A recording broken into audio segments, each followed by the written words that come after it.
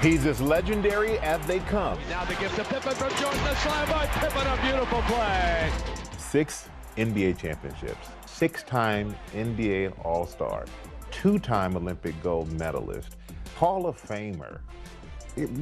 Scottie, you did everything that you could do in the game. Now in his new memoir, Unguarded, Scottie Pippen is sharing intimate details about his road to superstardom.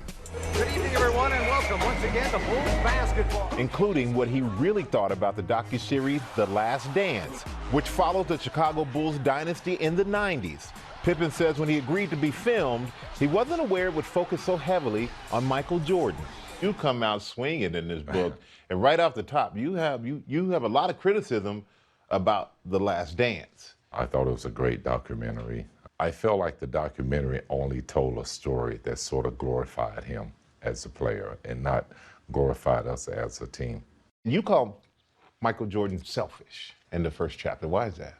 I mean, he was a great scorer, but a lot of things that he did was based on him as an individual. And I think basketball is a team game. Watching you and Michael on the court, it looked like two best friends out there just crushing everybody.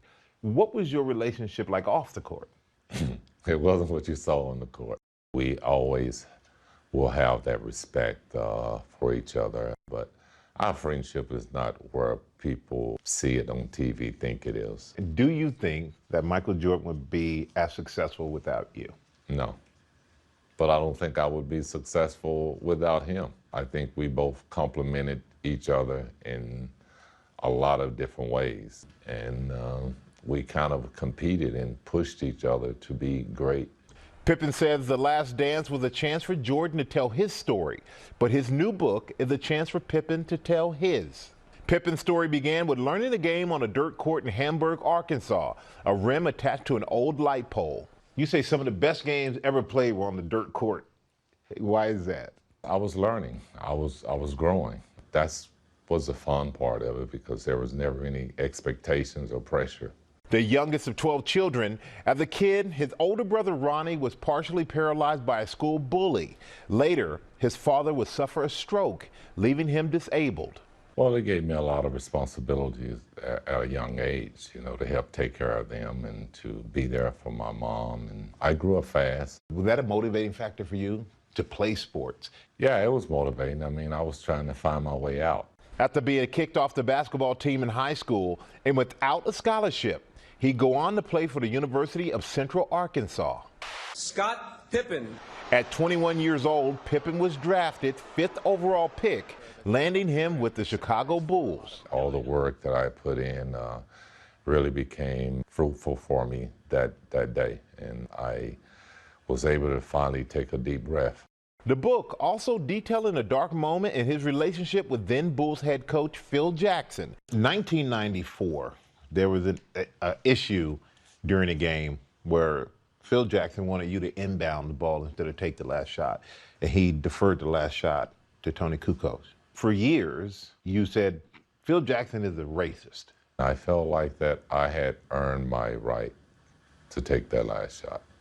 I felt like he disrespected me at that moment.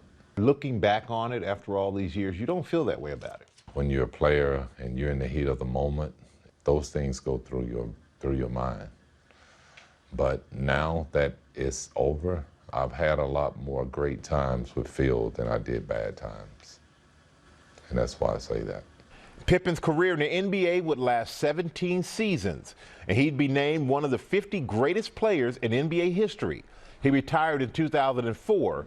A year later, the Bulls retired his jersey. That was a special moment for me. It just, you know, shows the hard work that I had put in and, you know, the belief that I had in myself.